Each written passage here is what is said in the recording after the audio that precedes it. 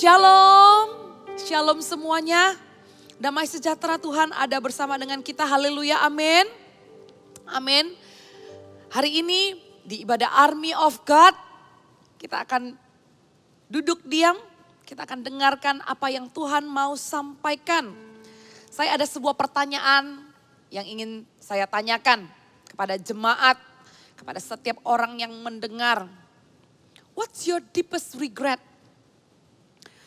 Apakah penyesalanmu yang amat sangat yang kamu bisa sebut? Ya, coba disebut dulu. Setiap orang pasti punya penyesalan. Setiap orang pasti punya regret. Yang namanya manusia gak bisa lari dari penyesalan. Dari yang paling simple, sederhana, sampai penyesalan yang terus kalau ditanya langsung ingat yang itu, yang itu. Yang simple itu bisa aja gue nyesel kemarin makan instant noodle malam-malam jam 12 ya. Nyesel gitu ya. Gue nyesel nih. Awalnya teman-teman suruh gue udah lu gak usah pergi. Gue nyesel gak dengerin teman gue. Tapi ada yang nyeselnya itu sampai terus menghantui. Dan gimana supaya gue bisa tebus penyesalan itu. Hari ini bersama-sama kita lihat bagaimana kebenaran mengajarkan kita untuk menghadapi penyesalan. Supaya hidup kita gak digandoli sama satu hal ini. Yaitu penyesalan. Penyesalan itu baik. Baik sih menyesal. Tapi kalau sampai langkah kita terhalang untuk maju ke depan karena penyesalan, maka kita akan ketinggalan banyak berkat dan banyak perbuatan baik yang Tuhan mau kerjakan dalam kehidupan kita. And for sure that's not what you want, right? Ada satu tokoh murid Tuhan Yesus yang kita tahu dia menyesali sekali dengan perbuatan dia. Yang namanya adalah Petrus. Kita lihat sama-sama ya di Matius 26. Tokoh bernama Petrus. Matius pasal yang ke-26. Di skenario Petrus menyangkal Yesus. Kita tahu kan cerita ini ya. Kita baca aja dulu. Matius pasal yang ke-26. Ayat yang ke-69 sampai kepada ayat yang 75. Coba yuk kita baca sama-sama. Saya baca di sini, Anda baca di sana. Dengan suara yang terbaik, kita beribadah ya di rumah Tuhan. Dan kalianlah gereja itu.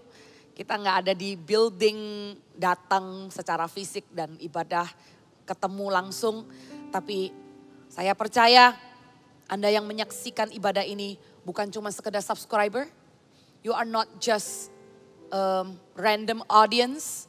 Tapi kalian adalah gereja, kalian adalah jemaat, kalian adalah domba yang Tuhan kasihi. Amin, amin. Siapkan yang terbaik, berikan segenap fokusmu, pikiranmu, hatimu, serahkan. Biarkan Tuhan bekerja lewat firman-Nya. Ayat yang ke-69, dalam hitungan yang ketiga, 1, 2, 3. Sementara itu Petrus duduk di luar di halaman. Maka datanglah seorang hamba perempuan kepadanya katanya, engkau juga selalu bersama-sama dengan Yesus orang Galilea itu. Tetapi ia menyangkalnya di depan semua orang katanya, aku tidak tahu apa yang kau maksud. Ketika ia pergi ke pintu gerbang, seorang hamba lain melihat dia dan berkata kepada orang-orang yang ada di situ, orang ini bersama-sama dengan Yesus orang Nazaret itu. Dan ia menyangkalnya pula dengan bersumpah, aku tidak kenal orang itu. Tidak lama kemudian orang-orang yang ada di situ datang kepada Petrus dan berkata, pasti engkau juga salah seorang dari mereka. Itu nyatanya dari bahasamu. Maka mulailah Petrus mengutuk dan bersumpah. Aku tidak kenal orang itu. Dan pada saat itu berkokoklah ayam. Maka teringatlah Petrus akan apa yang dikatakan Yesus kepadanya. Sebelum ayam berkokok, engkau telah menyangkal aku 3 kali. Lalu ia pergi keluar dan menangis dengan sedihnya. Dia menangis dengan sedihnya. Petrus menyesal. Petrus menyangkal Tuhan dan dia menangis itu bukan cuman menangis aja, tapi dia wept. He wept sadly. Dia nangis menderu-deru oleh apa yang telah dia lakukan. Di dalam penyesalan, kita lihat kesamaan-kesamaan di dalam penyesalan. Karakter dari penyesalan ini sebelum terjadi, selalu sudah didahului dengan peringatan. Jadi kita kenali, di dalam penyesalan selalu didahului dengan peringatan. Contohnya Yudas dan Petrus. Di dalam Alkitab ada perikop yang tulisannya peringatan terhadap Yudas. Dan kalau kita lihat di pasal yang sebelumnya, enggak sih? Ternyata di pasal yang sama. Ada peringatan, Petrus akan menyangkal Yesus. Waktu mereka lagi berkumpul makan bersama dengan Tuhan.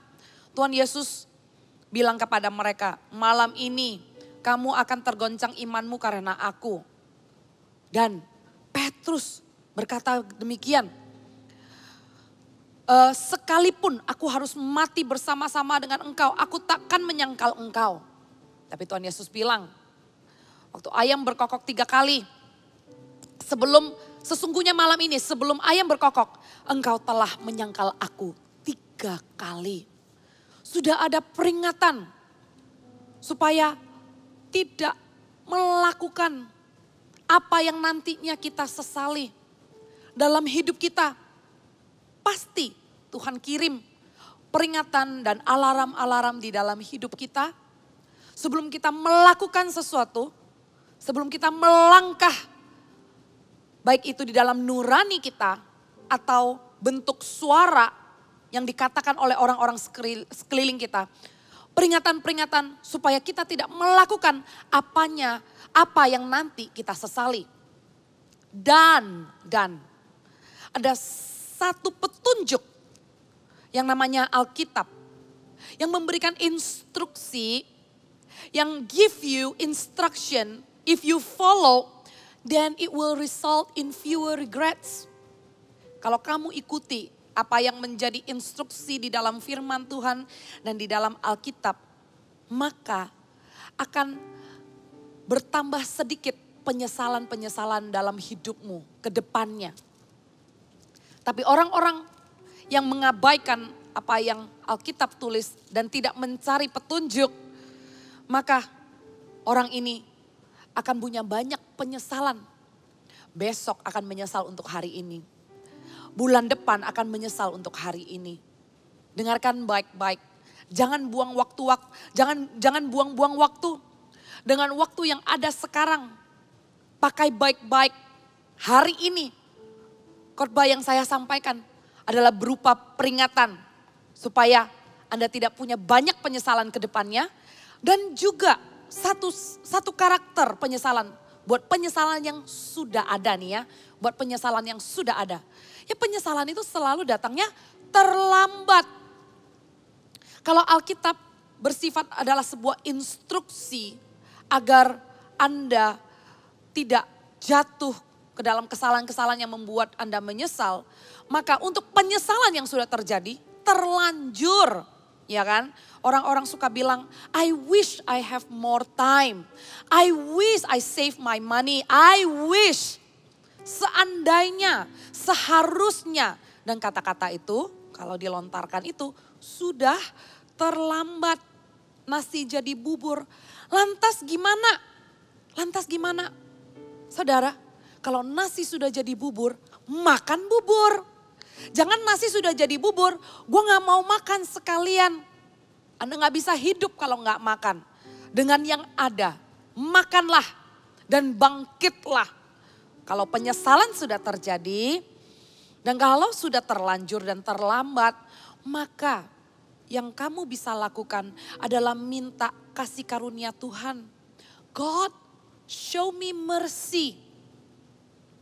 Berikanlah kemurahan-Mu padaku, supaya Tuhan memberikan, provide, menyediakan jalan, supaya kamu bisa menghadapi penyesalan itu dan move on. nggak berlama-lama menangisi, nggak terpuruk, dan nggak memilih jalan yang salah untuk menutupi penyesalan itu.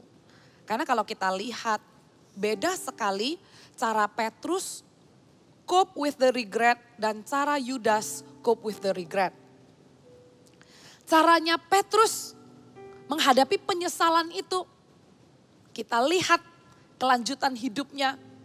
Bagaimana dia ditemukan di dalam pelayanan dan pemakaian Tuhan.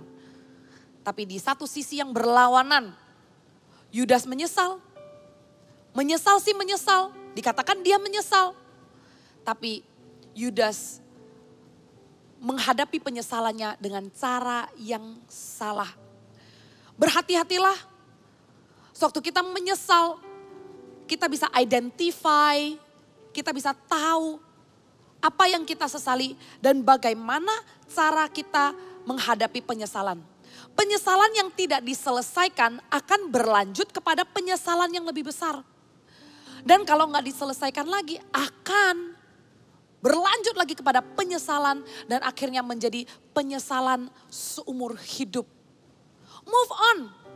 Jangan terus menerus bilang, I wish I can play a rewind button. Seandainya hidup ini ada tombol remote yang bisa pencet, mundur ke belakang, memperbaiki. Sudahlah, jangan lihat ke belakang lagi. Jangan hidup di dalam penyesalan itu. Sewaktu kamu hidup menghabiskan waktu hari-harimu di dalam penyesalan, maka kamu sedang planning membuat penyesalan untuk besok. Because your tomorrow gonna be a regret of your today. So let's fix your regret. Amin. Mari kita sama-sama. Menyesal gak apa-apa, tapi kita bisa lihat bagaimana cara mengcover dan bangkit dari penyesalan itu. Dan saya berikan di dalam topik penyesalan ini ada 2 kategori yang muncul dari penyesalan. Ada 2 kategori. It falls into 1 and 2 category dalam penyesalan. Dan di dalam 2 kategori ini juga dibutuhkan respon yang berbeda di dalam menghadapinya. Yang pertama, penyesalan muncul dari keputusan yang salah. Yaitu ketidakdewasaan. Di mana di waktu yang spontan, di waktu tanpa berpikir panjang, orang mengambil keputusan atau mengambil keputusan pada waktu yang salah, pada waktu emosi, langsung memutuskan sesuatu. Di saat itulah akan muncul penyesalan. Kita identify sama-sama dulu ya, di yang pertama ini. Di mana keputusan yang salah dan ketidakdewasaan ini dalam kehidupan kita. Sering sekali waktu Anda yang pertama spontan mengambil keputusan waktu emosi. You say, gue gak maulah lanjut hubungan ini lagi. You are giving up on a relationship. Waktu spontan lagi marah dan kamu gak mendapatkan ekspektasi yang kamu harapkan dari pasanganmu. Kamu sebel banget nih. Dan waktu marah, orang itu susah ya memikirkan apa yang bagus dan apa yang baik. Waktu marah pasti langsung hitung-hitung kesalahan orang. Ini dia bukan pertama kali, tapi gini, kalau bisa tuh ada catatannya. Dulu tuh terakhir berantem juga gara-gara ini. Ceritanya semua lengkap, kronologisnya ada di dokumentasi gitu ya. Dan pada saat itu langsung dibilang, that's it.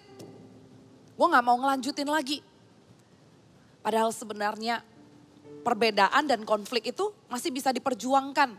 Tapi oleh karena emosi, keputusan yang salah, ketidakdewasaan, masih mengutamakan perasaan sendiri. Ini kesalahannya misalnya bukan prinsip ya gitu loh. Bukan prinsip. Bukan menjadikan diri sendiri victim atas hal yang tidak benar.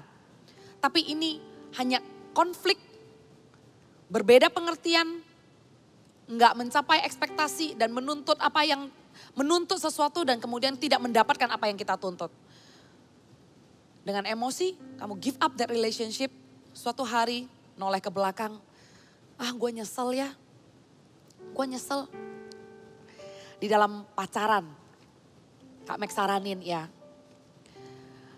berikanlah hatimu, persiapkanlah hatimu dengan penuh kedewasaan. Karena pacaran itu menujunya ke dalam pernikahan. Dan pernikahan itu adalah sebuah komitmen. Komitmen mengasihi orang apa adanya. Di dalam pernikahan, komitmen menolong dan menemani, melewati suka dan duka. Jadi kamu akan give, and give. Kalau tidak dipersiapkan lewat pacaran, kalau tidak siap untuk mengorbankan diri lebih mengasihi, gimana bisa masuk ke dalam pernikahan yang fondasinya adalah komitmen. Kalau di dalam pacaran, kita carinya perhatian untuk diri sendiri melulu. Di dalam pacaran, kita maunya pengertian untuk diri sendiri melulu. Maka akan sangat sulit pasanganmu memenuhi permintaanmu. Akan sangat sulit bagi pasangan berasa seolah-olah apapun yang gue beri kayaknya gak cukup. Pengertian seperti apapun yang aku berikan selalu gue yang salah. So when you start a relationship, berjuanglah untuk memberi lebih daripada menuntut. Berjuanglah untuk so much love that you have in yourself, that you willing and you ready to share and give it to others. Maka itu, jangan pacaran dengan dengan jati diri yang belum utuh. Jangan pacaran kalau dirimu kasihnya belum utuh, masih kering, maunya perhatian, maunya lari dari situasi keluarga.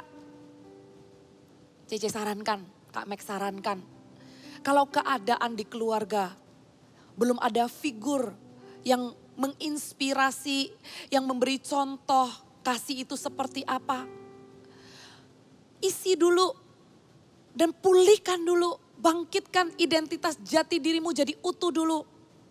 Jangan buru-buru dengan keadaan yang terluka, dengan keadaan yang clueless, nggak mendapat figur laki-laki yang benar, tidak melihat figur wanita yang benar, lantas kamu berburu dan cari orang untuk mengisi bagian itu. That will be a big mistake.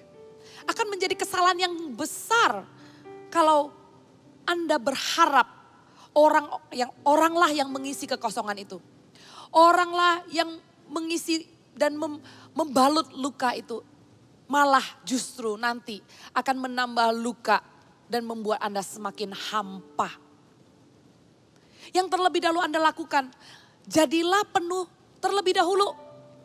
Supaya tidak ada penyesalan, supaya tidak mengambil keputusan yang salah, foolishness, kebodohan, langkah yang salah di dalam membangun sebuah hubungan. Memulai pacaran dengan jati diri yang utuh dulu. Dengan hati yang pulih dulu. Dengan kasih yang penuh dulu. Enggak half cup, enggak separuh terisi, tapi terisi penuh bahkan berlimpah-limpah. Karena sebuah relationship yang kamu mulai adalah relationship yang kamu rencanakan sampai maut memisahkan. Bukan relationship yang let's see lah, if it works out, kalau berhasil ya oke. But if it doesn't work, nothing serious about it. Jangan punya pemikiran seperti itu. Waktu kamu memulai sebuah hubungan dengan mengatakan ya udah lihat entar deh, nothing serious. Berarti kamu sedang merencanakan penyesalan-penyesalan yang akan ditambah di dalam hidupmu. Berat banget untuk menambah penyesalan-penyesalan. Justru kita lagi mau belajar gimana caranya cope sama regret. Masa mau ditambah lagi? Jadilah penuh dulu. Supaya enggak mencari perhatian dan supaya enggak terjebak di dalam rayuan-rayuan. Saya sedih sekali kalau melihat anak muda mengambil keputusan yang salah dan kemudian penyesalannya panjang banget. Iya C, saya dirayu sama pacar saya untuk melakukan hubungan. yang melebihi seperti melakukan hubungan seperti suami istri. Saya tahu itu nggak benar, C. Saya tahu itu dilakukan oleh orang yang sudah menikah. Tapi dia berjanji, C. Dia berjanji, dia serius, dia cinta sama saya, dia akan menikahi saya. Tapi ternyata setelah saya kemakan sama rayuannya, ada konflik terjadi, dia meninggalkan saya. Saya kepahitan banget, C. Saya nggak bisa terima. Penyesalan yang begitu menyakitkan sebenarnya bisa dihindari. Kalau Anda berhati-hati, kalau Anda tahu keputusan yang diambil di awal itu janganlah gegabah dan janganlah kompromi dan janganlah melakukan foolish dari ketidakmatangan. Kamu tahu bahwa cowok yang berharga adalah cowok yang bisa menguasai dirinya sendiri dan cowok yang cukup dewasa untuk mengasihimu, cukup dewasa untuk menjagamu, menghargai dan respect kamu. Tapi kalau waktu pacaran aja, sebenarnya saya harus bilang sih, ini bukan cowok aja sih, cewek juga ya. Salah satu kalau udah merayu untuk melewati batas, maka pada saat itu ambil keputusan dan jangan jatuh di dalam penyesalan yang nantinya lebih ribet lagi untuk undo, lebih ribet lagi untuk pulih dari penyesalan itu. Ambillah keputusan yang benar, katakan tidak. Dan jika orang itu memaksa, maka Anda tahu dia bukan orang yang layak untuk menikahimu. Mau dia janji sekalipun, kamsyah. Mau dia janji sekalipun, janji itu adalah perkara future yang gak kelihatan. Bener ya, kan janji nih. It's for the future, belum dilakukan. Masuk akalnya gini, kalau yang bisa dilakukan sekarang dan kelihatan itu aja dilanggar, masa lu mau percaya sama sesuatu yang dia janjiin dan gak kelihatan? Kalau sekarang aja dia tidak bisa membuktikan apa yang seharusnya dia lakukan, yaitu menjaga dan menghargai tubuhmu, masa kamu mau percaya sesuatu yang masih jauh nantinya dan belum terjadi dan dia mengatakan aku cinta kok sama kamu, aku akan menikahimu. Wake up, bangunlah. Apa yang terlihat dia tidak bisa tepati, apalagi apa yang tidak terlihat. Tinggalkan hubungan itu. Jangan berlama-lama lagi. Because you yourself, hai saudaraku, my sister, my brother, God prepares the best for you. Tuhan siapkan yang terbaik untukmu dan kamu layak dapatkan yang terbaik. Jangan terjadi penyesalan dalam hidupmu karena keputusan yang salah. Dengarkan juga omongan di kanan kirimu. Pasti sudah ada peringatan. Untuk itu dengan diri kita rendahkan hati. Seandainya waktu Petrus diperingati bahwa dia akan menyangkal. Dia tidak full of himself. Dia tidak mengatakan, sekalipun aku harus mati bersama-sama dengan engkau, aku tak akan menyangkal engkau. Terlalu cepat dia mengatakannya. Dengarkan baik-baik. Waktu orang sekeliling memberikan saran dan memperingati kita, jangan katakan, kapan gua kayak begitu? Emang gua kayak gitu? Jangan ngomong seperti itu. Waktu peringatan itu datang dan telingamu mendengar, berarti itu ada alasannya. Berarti memang kamu diizinkan mendengarkan nasihat itu untuk mencegah sesuatu yang akan terjadi yang kamu akan sesali nantinya. Maka dari itu, pertimbangkan peringatan-peringatan yang ada di kanan kirimu. Kalau Petrus merenungkannya dan tidak langsung berandai dan berasumsi, gue lebih kuat dari itu kok. Iman gue gak akan goyah. Orang lain bisa goyah, gue gak akan goyah. Seandainya itu jangan dikatakan dulu. Tapi pikirkan dan renungkan.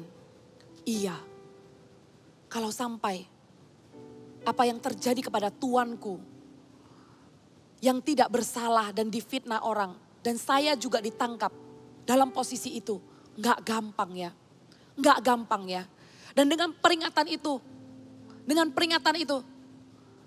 ini saya lagi berandai ya. Dan saya tahu Petrus akhirnya menghadapi penyesalannya. Sampai kemudian dipakai Tuhan dengan mulut yang sama dia menyangkal Tuhan Yesus. Dengan mulut yang sama dia berdiri di atas ribuan orang memberitakan Injil. Dan ribuan orang diselamatkan. Tuhan tetap pakai penyesalan kita dan membawanya masuk ke dalam kemuliaan. Petrus melayani Tuhan dengan luar biasa. Tapi there is a lesson that we can learn. When the warning comes, when the alarm in our life make a sound, it means there's time for you untuk berdoa berdiam diri. Berarti itu waktunya kamu berdoa berdiam diri. Tanyakan, benar ya kalau sampai ini terjadi, apa yang aku harus lakukan? Tuhan berikan aku kekuatan, lebih mawas diri, lebih berjaga-jaga, mendengarkan, not too much about your opinion, dengarkan orang lain juga. Kalau dibawa dalam doa, berjaga-jaga di Taman Getsemani waktu Tuhan Yesus berdoa, saya lagi berpikir ya, begitu kerasnya peringatan dari Tuhan Yesus kepada Petrus. Sebelum ayam berkokok, kamu sudah menyangkal aku 3 kali. If that words really went into his heart, kalau kata-kata itu benar-benar masuk ke dalam hatinya, sebenarnya itu sedih banget ya. Guru mengatakannya begitu, benar gak ya aku sampai menyangkal nantinya. Seandainya waktu Tuhan Yesus lagi berdoa, di saat itu Petrus juga bisa minta kekuatan. Jangan sampai aku melakukan itu. Jangan sampai aku melakukan itu. Jangan, waktu kita berdoa dan kita minta kekuatan dari Tuhan supaya kita gak mengambil keputusan yang salah. Maka percayalah, kapan saat pencobaan itu datang, kapan saat tekanan itu datang, roh kita sudah dilatih karena kita bawa ke dalam doa dan kita pertimbangkan orang-orang yang mengatakan dan memberikan nasihat kepada kita pada saat itu. Dengan mendadak pun keputusan yang kita ambil sudah dijaga di dalam doa. Nggak akan gegabah, nggak akan mengambil keputusan yang bodoh. Dan menghindari penyesalan-penyesalan yang nantinya akan datang. Tapi karena tidak berjaga-jaga, malah tertidur waktu Tuhan berdoa di Taman Getsemani. Tuhan katakan tidakkah engkau bisa berjaga-jaga? Berjaga-jagalah dalam kehidupan kita. So we can deal with temptation. Kita bisa berhadapan dengan pencobaan. Dengan pertanyaan dan keputusan-keputusan yang kita ambil dengan hikmat datangnya dari Tuhan. Jangan sampai mengambil keputusan yang salah di dalam relationship. Or you got into relationship with wrong person. Segera. Jangan sampai penyesalan itu bertambah besar lagi. Fix it now. Kamu sudah ada di dalam relationship dengan orang yang sudah punya istri. Kamu senang dengan wanita yang sudah punya keluarga. Dengarkan baik-baik. Tinggalkan hubungan yang salah itu. Sebelum Anda masuk ke dalam penyesalan yang lebih besar lagi. Karena kamu tahu itu salah. Tinggalkan. Jangan diteruskan. Karena orang yang tidak sadar dengan kesalahannya dan diteruskan, maka nanti akan ada kesalahan yang lebih besar dan lebih besar. Karena waktu awal-awal Petrus ditanyai. Yang pertama, datanglah seorang hamba perempuan kepadanya. Engkau juga selalu bersama-sama dengan Yesus orang Galilea itu. Dia menyangkalnya. Dia mengatakan, aku tidak tahu apa yang kau maksud. Dia pertama-tama clueless, kayak gak tahu apa yang terjadi. Kedua kali ditanya, dia bilang aku gak kenal. Dia benar-benar menyangkal. Dan ketiga kali, lebih besar lagi. You know what? A mistake that is not fixed will lead into a bigger and bigger mistakes. Sama, penyesalan juga begitu. Penyesalan yang tidak engkau hadapi akan membawa kepada penyesalan yang lebih besar. Penyesalan yang lebih besar. Hubungan yang salah, segera akhiri. Jangan lagi ditutup-tutupi, jangan lagi dikompromi. Jangan lagi toleh-toleh ke belakang. Selesai hari ini juga. Saya berdoa agar Tuhan kuatkan hatimu memberikan terang untuk engkau lihat. Ada masa depan bersama dengan Tuhan. Di mana engkau bisa mengangkat kepalamu tanpa malu. Tuhan bisa ambil penyesalanmu dengan pertobatanmu. Dan Tuhan memberikan masa depan yang penuh dengan harapan. Dan juga selain daripada keputusan yang salah karena ketidakdewasaan, ada contoh di mana ini bukan sesuatu yang kamu lakukan, tapi sesuatu yang kamu enggak lakukan. Keputusan yang salah karena ketidakdewasaan yang saya tadi berikan adalah di dalam sebuah relationship misalnya. Tapi ini contoh yang kedua adalah keputusan di mana kamu gak berani mencoba. Kamu gak mau mengambil keputusan. And that will lead a regret too. Ada kesempatan, tapi kamu selalu ragu. Kemudian kesempatan itu lewat. Kesempatan itu diberikan kepada orang lain. Terus kamu nyesal. Ada orang yang baik, yang suka sama kamu. Teman-teman sudah bilang, ini cowoknya baik loh.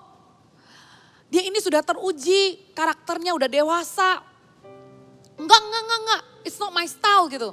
Enggak even mempertimbangkan. Kemudian kesempatan lewat, lu nyesel. Aduh kenapa ya gue gak mau sama dia. Karena gak berani mencoba, gak berani masuk ke dalam sebuah hubungan. Atau kesempatan kepercayaan untuk menjadi pemimpin. Enggak. Gue gak ready. Gue gak bisa, orang lain aja. Waktu lewat, then you will have regret. Lu nyesal kenapa gue gak ambil kesempatan ini. Di kategori yang pertama, penyesalan muncul dari ketidakdewasaan. Cara dealnya gimana? Nih, saya kasih tahu nih. Cara deal dengan keputusan yang salah oleh karena ketidakdewasaan adalah dengan minta agar Tuhan mengerjakan segala sesuatu untuk mendatangkan kebaikan. Di Roma 8 ayat 28. Biarlah Tuhan mengerjakan segala sesuatu untuk mendatangkan kebaikan. Bahkan Tuhan bisa memakai ketidakdewasaan kita di dalam mengambil keputusan. Tuhan bisa memakainya dan di dalam penyesalan kita dan percaya kepada Dia, trust Him, Tuhan bisa memakainya untuk mendatangkan kebaikan. Claim, declare, Roma 8 ayat 28. Tuhan, aku berdoa Tuhan, aku nyesal. Kenapa gua gak nabung? Sekarang, gue mengalami kesulitan dalam pekerjaan. Gue gak dapat penghasilan sebanyak biasanya.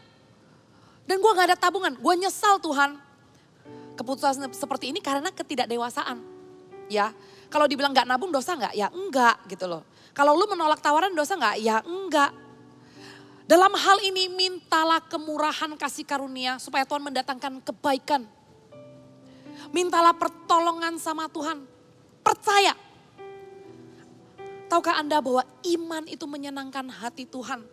Enggak segala sesuatu dalam hidupmu dan yang baik terjadi itu karena usahamu. Kalau seperti itu lantas di mana kasih karunia? Ada porsi di dalam hidup yang kita harus percaya bahwa Tuhanlah yang memberikan kebaikan. Belajarlah dengan iman dan minta, datangkanlah kebaikanmu kepadaku Tuhan. Seperti Yakub, begitu persistennya dia. Dan orangnya agresif. Dia mengejar hak sulung dari abangnya. Kemudian dia ini juga orang yang persisten mengejar Rahel yang dia suka. Bahkan dia kerja sampai 14 tahun ya untuk menikah mendapatkan Rahel. Orang yang begitu persisten. Ada hal-hal yang dia sesali. Gimana dia nggak nyesal. Oleh karena dia tipu kakaknya. Dan dia harus keluar dari kampung halamannya karena dia takut dikejar dan dibunuh kakaknya. Pasti ada penyesalan. Tapi orang ini mengenal kasih karunia Tuhan. Di dalam penyesalannya, dia selalu minta kebaikan Tuhan. Dia selalu minta Tuhan tunjukkanlah kasih setiamu. Jadilah orang Kristen yang sedemikian rupa, yang bukan hanya melihat dirimu harus yang sempurna. Benar, kita harus sempurna seperti Allah Bapa kita sempurna. Tapi bukankah semua itu progres? Tapi lihatlah Tuhan yang baik sanggup menunjukkan kebaikannya di dalam ketidaksempurnaan kita. Belajarlah menerima kebaikan Tuhan. Belajarlah untuk percaya ada kasih karunia yang disediakan buat orang yang percaya dan mengasihi Dia. Dan Yakub, dia tahu kasih karunia itu. Dan waktu dia bergulat dengan Tuhan, dia maksa, dia gandoli. Berkati aku gak akan lepaskan. Sampai pangkal pahanya dipukul. Orang ini tahu kalau minta kebaikan Tuhan, Tuhan pasti berikan. Perspektif kita sama Tuhan harus berubah terlebih dahulu. Anda harus percaya bahwasanya Dia baik. Bukan oleh karena usahamu, segala sesuatu ada konsekuensinya. Tapi kalau kamu tidak terikat di dalam dosa, ada penyesalan-penyesalan karena ketidakdewasaan ya. Ini karena ketidakdewasaan, karena gegabah, karena foolish gitu. Percayalah kasih karunia-Nya cukup bagimu. Bangkit. Percayalah Dia akan memberikanmu hikmat dan engkau akan bebas dari penyesalan itu. Maafkan diri sendiri. Forgive yourself. Caranya bagaimana kita deal with keputusan yang salah dan ketidakdewasaan ini. Di dalam penyesalan ini selain daripada kita klaim Roma 8 ayat 28. Maafkan diri sendiri. Jangan katakan ya sudahlah kalau memang Tuhan gak mau berkati aku. That's my punishment. Kalau kayak begitu. Kamu melihat Tuhan sebagai Bapa yang seperti apa? Kamu tidak lagi bergairah dan percaya Dia akan memberkatimu berlimpah-limpah.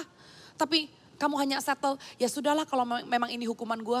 Ya sudahlah kalau memang nanti gue menikah itu gak bahagia, gue terima aja. Jangan mau berpikir seperti itu. Jangan mau. Before God bless you, you need to forgive yourself. Sebelum Tuhan memberkatimu, kamu perlu memaafkan dirimu sendiri. Ampunilah dirimu oleh karena keputusan yang tidak matang, ketidakdewasaanmu. Dan katakan, I will grow wiser. Aku akan bertumbuh lebih bijaksana lagi. Dan aku akan belajar. Untuk itu, akuilah keputusanmu yang salah. Jangan menyangkal dan jangan menyalahkan orang lain. Di dalam penyesalan, buang kata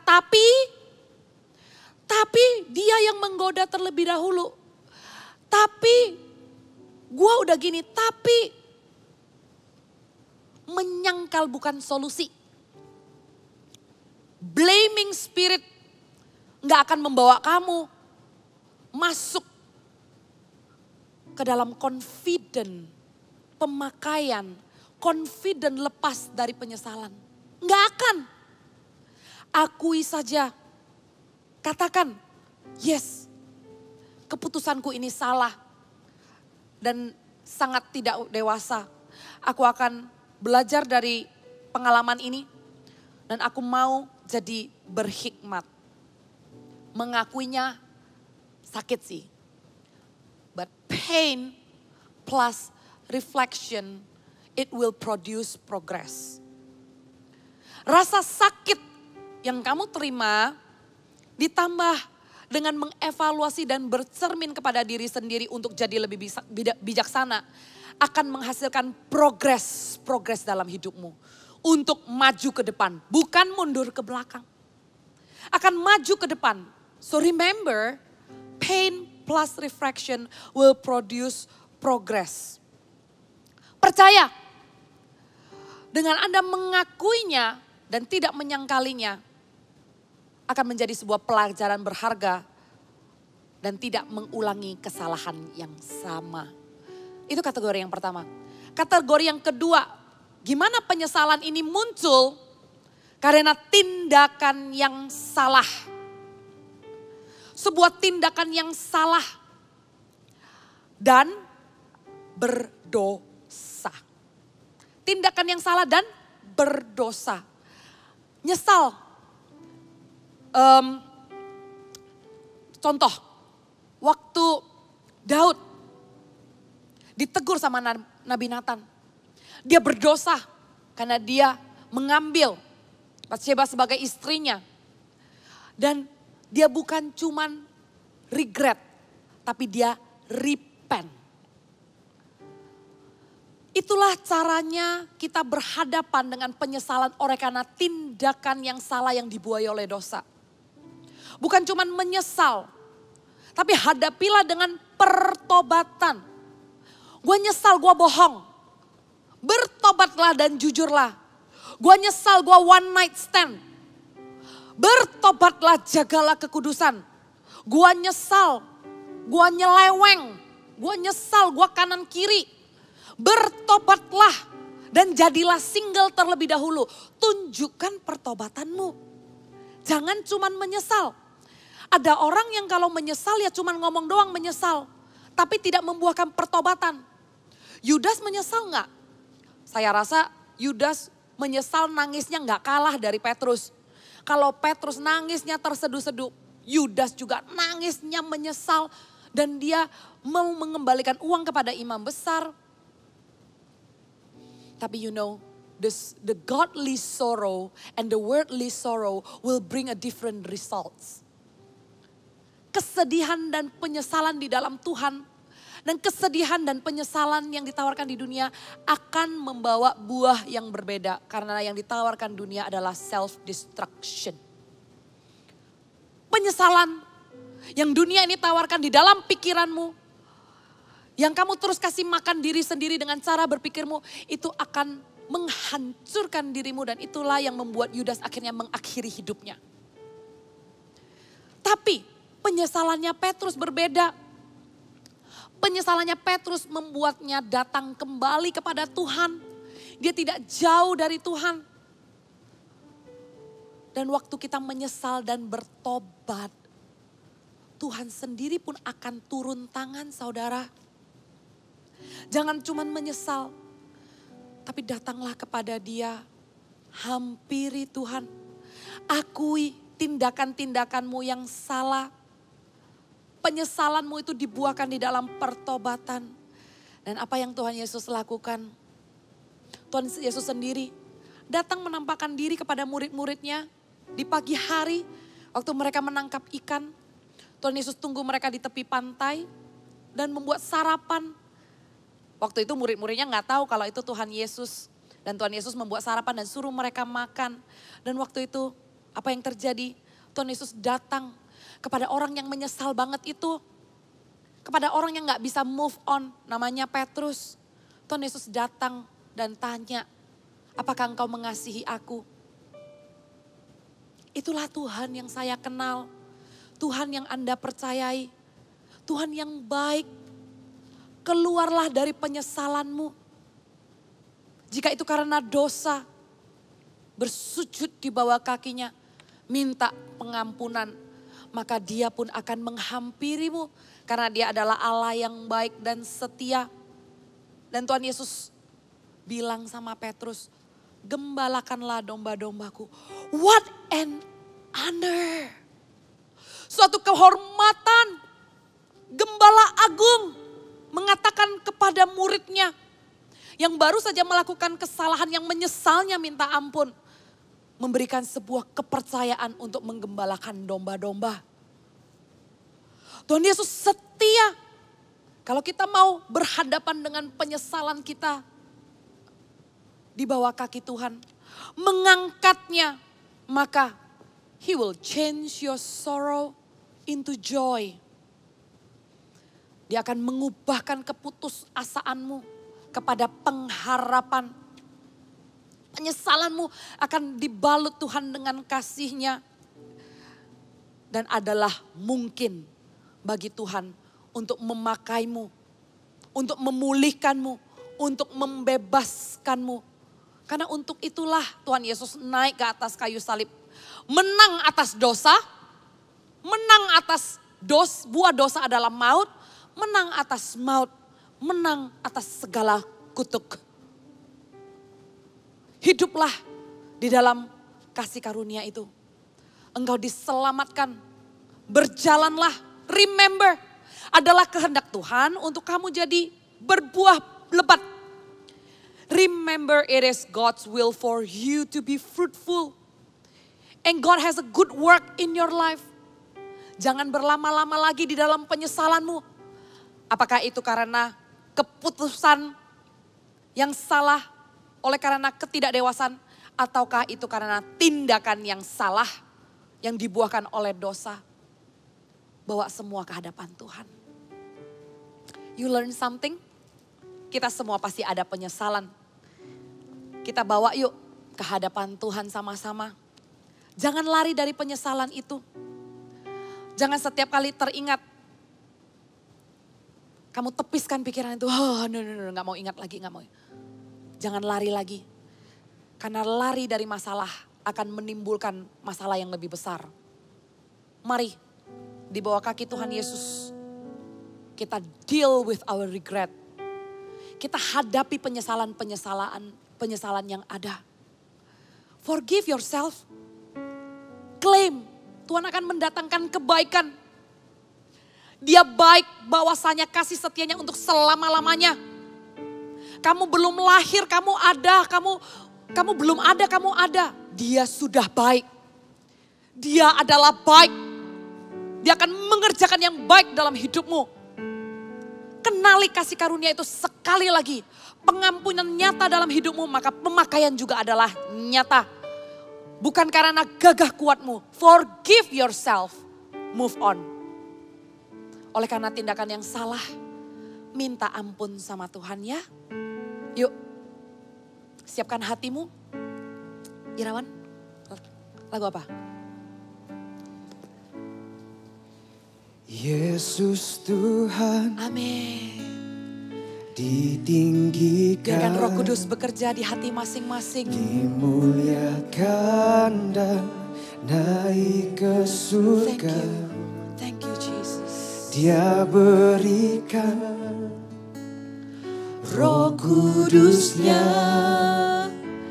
menguatkan dan menolong selalu.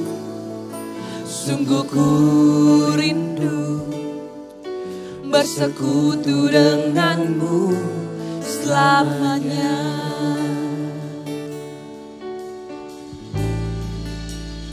Yesus Tuhan, Yesus Tuhan, ditinggikan, dimuliakan dan naik ke surga. Dia berikan Roh Kudusnya, menguatkan dan menolong selalu.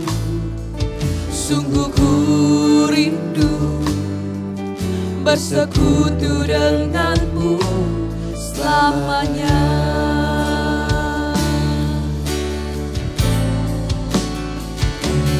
Allah Roh Kudus, jamah hatiku dengan urapanmu. Rindu selalu dekat denganmu, tinggal di hadiratmu. Allah Roh Kudus, jamah hatiku dengan urapanmu. Rindu selalu dekat denganmu, tinggal di hadiratmu. Tuhan, ini penyesalan yang sering muncul di dalam hidupku, yang menghambat aku untuk melangkah dan move on, maju ke depan di dalam hidupku. Roh Kudus, bekerjalah di dalam hati setiap jemaat yang saat ini menghampiri, yang datang di bawah kakimu membawa penyesalan mereka. Jujurlah di hadapan Tuhan, tanggalkan egomu. Jujurlah di hadapan Tuhan, penyesalan-penyesalan yang muncul di dalam hidupmu. Apakah itu karena keputusan yang salah? Apakah itu karena ketidakdewasaanmu, karena engkau mengabaikan orang-orang yang di sekelilingmu? Minta kasih karunia Tuhan. Kasih karunia Tuhan nyata ada di tempat ini. Kalau engkau selama ini tidak berani mengambil keputusan atau mencoba dan engkau menyesalinya, sudah banyak kesempatan yang baik yang engkau lewati. Saat ini, Tuhan, aku minta kasih karuniamu. Ku pandang wajahmu dan ku lihat kemuliaan kebaikanmu. Dan aku memilih to trust you. Dan tidak mengandalkan kekuatanku. Bukan dengan kuat gagahku. Tapi aku memilih dengan aku apa adanya. Nggak menunggu sampai aku sempurna. Nggak menunggu sampai aku bisa. Tapi aku percaya kepadamu Tuhan. Dan aku percaya kepada kasih karunia yang kau sediakan bagiku. Maka aku ampuni. I forgive my foolishness. I forgive my foolishness. I forgive myself for making wrong decision. Keterlambatanku, aku ampuni. Biarlah dengan rohmu Tuhan, semakin hari aku bisa semakin bijaksana belajar dari kesalahan-kesalahan yang ada dan tidak mengulanginya. Dan kalau penyesalanmu adalah karena dosa yang kamu lakukan, minta pengampunan. Bertobatlah dengan mengoyakkan hatimu. Bertobatlah dengan sungguh-sungguh. Bertobatlah dengan membawa komitmen di hadapan Tuhan. Bertobatlah karena engkau tahu bahwa engkau sudah menyakiti hati Tuhan. Bukan bertobat karena kamu takut konsekuensinya. Bukan bertobat karena kamu tidak mau menanggung akibatnya. Seperti Daud. Kenapa Daud disebut sebagai orang yang berkenan di hati Tuhan? A man after God's heart. Karena waktu dia menyesal dan bertobat pun, dia tetap mau menanggung konsekuensinya. Dan konsekuensinya dia katakan, lebih baik aku jatuh di tangan Tuhan Allahku daripada aku jatuh di tangan manusia. Hukum aku Tuhan. Hukum aku di dalam hadirat-Mu. Saudara, kalau konsekuensinya harus kamu tanggung, tanggunglah bersama dengan Tuhan. Tanggunglah bersama dengan Dia dan masuklah dalam hadirat-Nya. Jangan sampai kamu dibuang dari hadirat Tuhan. Jangan sampai rohnya meninggalkanmu. Karena engkau akan terpisah dari Tuhan dalam kekekalan. Tapi dengan takut dan gentar, menyesal. Ampuni aku Tuhan, ampuni aku. Hori bakara daya sheke bakara la la la la la la la la la la la la la. Hi bakara daya wara bora bara bara bara bara bara bara bara bara bara. Sheke bakara daya wara bora bara bara bara bara bara bara. Bagi anak muda yang pernah mengutuki orang tuanya, yang pernah keluar kata-kata kutuk kepada orang tuanya, bertobatlah. Karena firman Tuhan mengatakan, hormatilah ayahmu, ibumu, supaya panjang umurmu dan lanjut usiamu. Minta ampun sama Tuhan ya. Minta ampun sama Tuhan. Ampuni aku Tuhan. Ampuni aku Tuhan. Aku bukan melakukan yang benar oleh karena orang lain benar. Tapi aku melakukan yang benar karena itu adalah standar Tuhan atas hidupku. Oleh karena aku hidup sebagai anak terang selayaknya anak terang yang sudah ditebus. Minta ampun sama Tuhan. Ucapkan kata-kata berkat kepada orang tuamu. Ampuni mereka. Hormati mereka. Hormati mereka. Anak muda, kalau ada area kehidupanmu yang tidak jujur dalam keuangan, kamu mencuri apa yang bukan menjadi milikmu. Uang, khususnya uang. Kamu menipu orang di area ini. Kalau Tuhan sendiri bisa memakai Zakeus.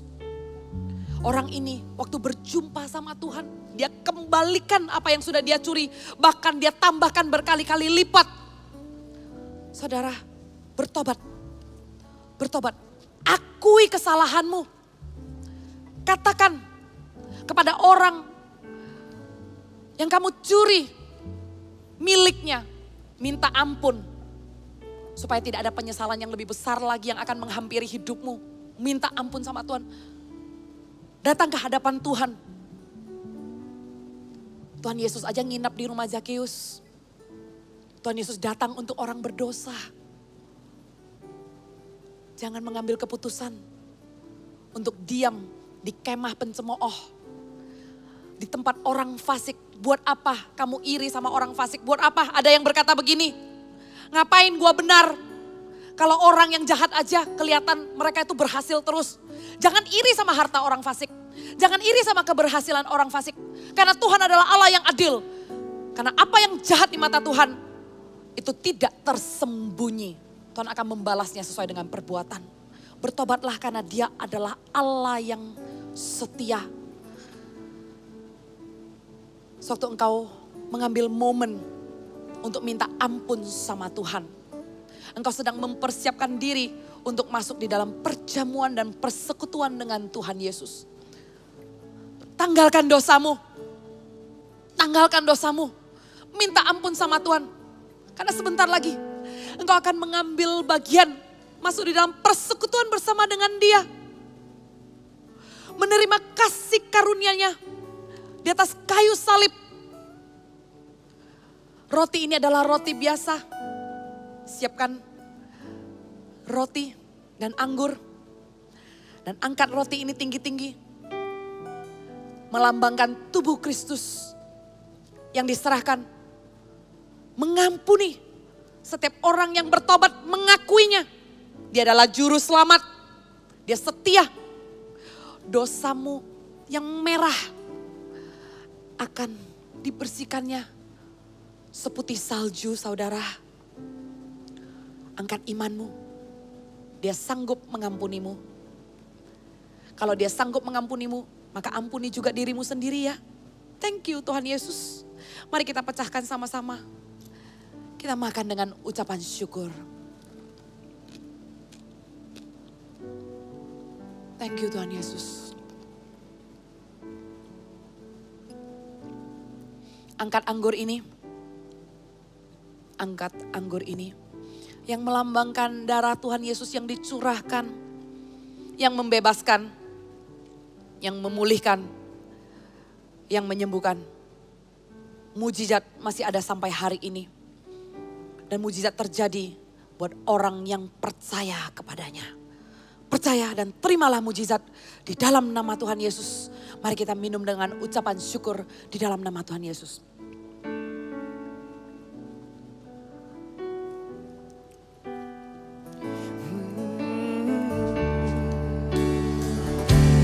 Allah Roh Kudus jamah hatiku dengan urapanmu,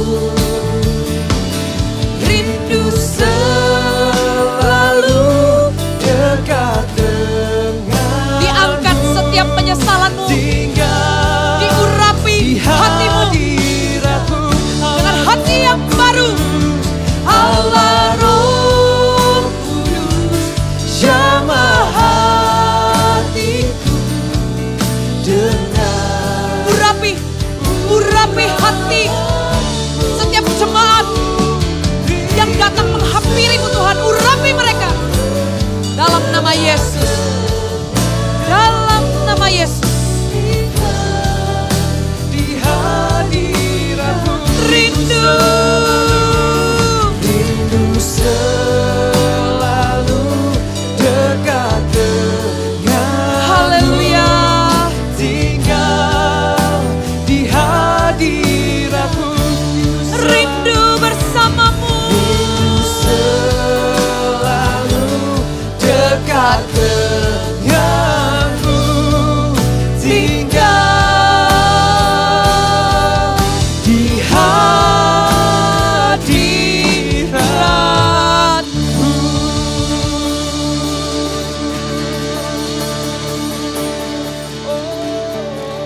Teruslah tinggal di dalam hadirat Tuhan. Teruslah tinggal di dalam persekutuan dengan Dia. Sehingga dia semakin besar di dalam hidupmu dan kau semakin kecil. More of him and less of you. Tanggalkanlah penyesalanmu, mata tertuju kepada tujuan, perkara besar dan perkara baik yang Tuhan mau lakukan di dalam hidupmu. Dengan sinar kemuliaan, dia menyinari hidupmu dengan wajahnya. Damai sejahtera berkat-Nya diberikan kepadamu.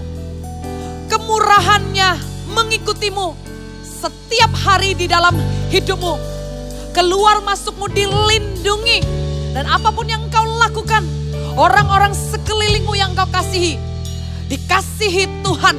Engkau menjadi dampak, engkau menjadi terang, engkau menjadi garam yang berpengaruh. Dan apapun yang engkau lakukan, Tuhan buat berhasil. Maka berkat ini menyertaimu dari sekarang sampai selama-lamanya. God bless you. Amen.